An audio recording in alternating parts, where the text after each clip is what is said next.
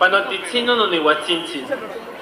Newa no toca Alejandro David, newa ni momashtia itoloca y panhuaitla masticaloyan unam. Neniwitz Benito Juárez Calpuli, ni canhuayaltepe Mexico de Nostitlan, Juan newa ni cuicas xochicuali tlen yaxca in Chinacayot, tlen itoa in sente y nochi ocachineli tlazotlalistle. Enin xochicuicas neo ni quisaya y pan no nahuamachilistli.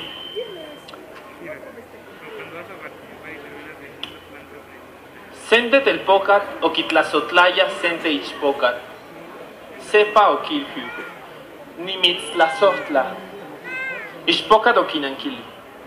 Tlamelagua tinechtlazotla, xinechmaca y yolo monantzin. Telpocat o tzicuin ipanichan.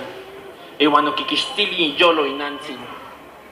Ecuacoquipish in yolo inin o tzicuin. Ipan tzicuinilistli, telpocat o motepotlani iwanowitz. Iskion, in yolotzin, o tlatol iwanoquisto, no coconetzin, o timococo, o timococolía.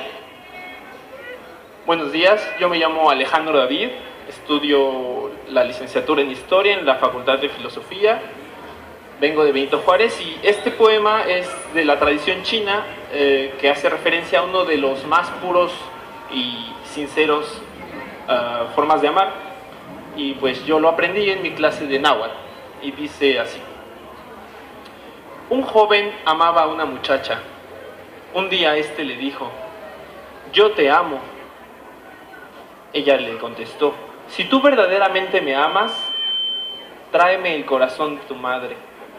El joven corrió a su casa y le arrancó el corazón a su madre.